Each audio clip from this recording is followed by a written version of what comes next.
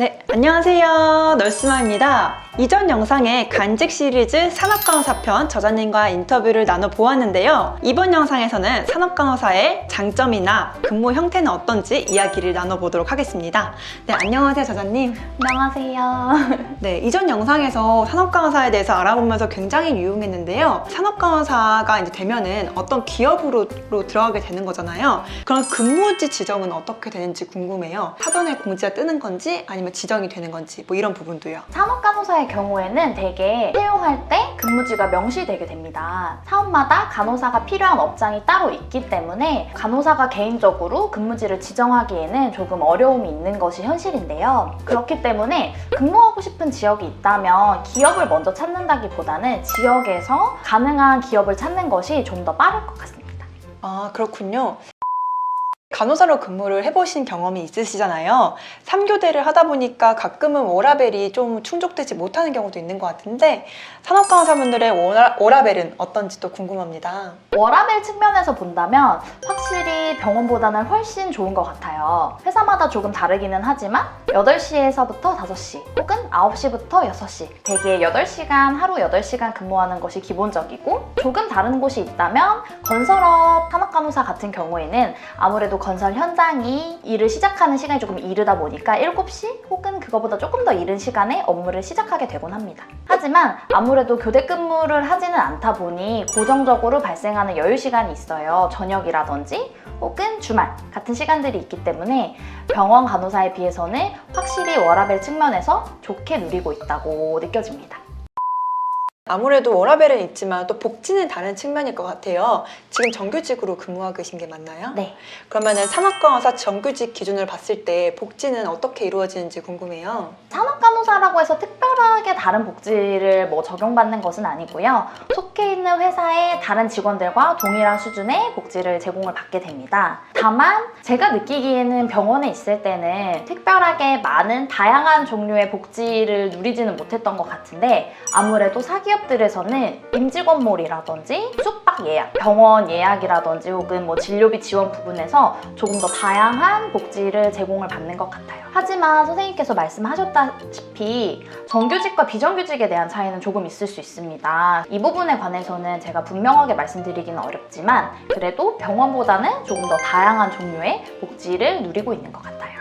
복지는 아무래도 기업의 영향을 받을 수밖에 없겠어요.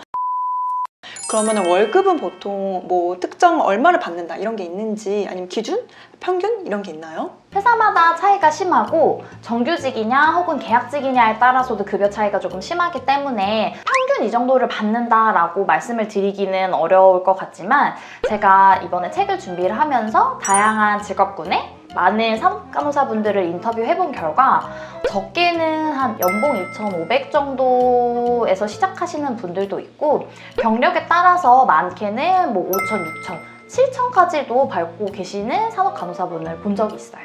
근데 어쨌든 평균적으로 들어갈 때를 본다면 병원 간호사 시절보다는 연봉이 많이 떨어질 수밖에 없을 것 같아요. 본격적으로 임금 협상을 하기에도 굳이 내가 아니더라도 이 자리를 원하는 수많은 지원자들이 있기 때문에 얼마를 달라 이렇게 말하기는 조금 어려운 상황이라서 일반적으로는 회사에서 이 정도의 연봉을 제시를 하고 그거를 이제 받아들이는 것이 가능한지 간호사분들이 생각을 하시고 업무에 투입되게 되는 것 같습니다. 그러면은 이제 근무하시면서 산업간호사에 이런 부분은 장점이더라 하는 부분이 있었을까요? 저는 가장 크게 워라밸이 그런 부분이기는 한 것 같아요. 그리고 워라밸뿐만이 아니라 저는 건강한 사람들과 일한다는 게 굉장히 좋더라고요.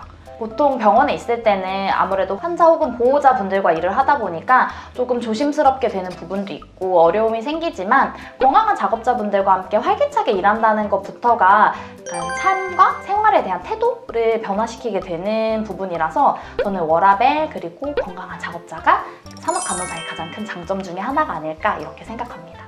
네, 그런 부분도 장점이 될 수 있을 것 같은데요. 네, 산업간호사로 근무하시면서 보람도 있었을 것 같아요. 어떤 부분이 있었나요?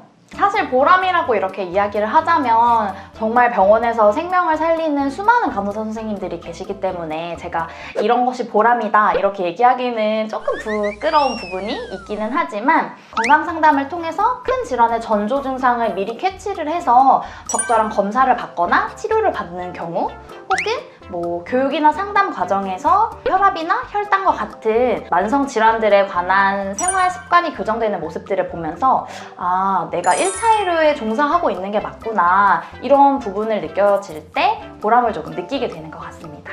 네, 1차 의료라는 말이 좀 인상이 깊네요. 아무래도 1차 의료가 잘 돼야 되는 부분이니까요. 그럼 저자님 혹시 그러면 앞으로의 계획이 있다면 어떤 게 있을까요? 아무래도 업무적인 전문성을 조금 높이고자 보건관리자의 업무에 도움이 될 수 있도록 산업위생관리 산업기사 같은 전문 자격증을 조금 취득을 할 계획입니다. 그리고 뿐만 아니라 산업간호사는 사무적인 업무, 서류 업무를 해야 되는 일이 굉장히 많기 때문에 뭐 엑셀이라든지 파워포인트처럼 다루어야 하는 프로그램들이 조금 많은 편인 것 같아요. 병원 간호사에 비해서요. 그래서 엑셀 활용 능력을 조금 향상시키기 위해서 공부를 조금 해볼 생각입니다. 네, 아무래도 발전을 하기 위해서 또 부단한 노력을 또 하시려고 하시는 것 같습니다. 산업간호사를 꿈꾸는 학생분들이나 아니 간호사분들께 해주고 싶은 말씀이 있다면 어떤 게 있을까요? 사실 저는 편하게 일하고 싶어서 산업간호사에 지원을 했던 것인데요. 일을 조금 해본 결과 전혀 편하지는 않습니다. 책임감도 굉장히 많이 필요하고 업무량도 생각보다 많은 편이에요. 하지만 3교대에 지쳤고 질병과 싸우는 것에 지친 간호사분들이라면 산업간호사에 도전을 해보시는 것도 충분히 좋은 경험이 될 수 있을 것이라고 생각합니다. 건강한 사람에게도 간호는 필요하고 산업 현장에서도 여전히 간호사의 손길은 필요하기 때문이죠. 아직 저조차도 경력이 많지 않고 일을 배워가는 단계인지라 조금 부담스럽기는 하지만 이번 간직 시리즈 산업간호사 편을 통해서 여러분들이 산업간호사에 대해서 궁금해하는 부분들이 조금이나마 해소될 수 있었으면 좋겠습니다. 네, 오늘 너무 좋은 말씀 감사드리고요. 아무래도 뭐 책에 정말 많은 내용을 담으셨잖아요. 간직 시리즈 산업간호사 편 많은 사랑해 주셨으면 좋겠고요. 뭐 간호사로 근무하다가 다른 길을 좀 고민하시는 분들에게도 더 도움이 될 것 같다는 생각도 들어요. 네, 그러면은 이렇게 인터뷰를 마치도록 하고요. 간직 시리즈 산업간호사 편 많은 사랑 부탁드립니다. 그럼 안녕!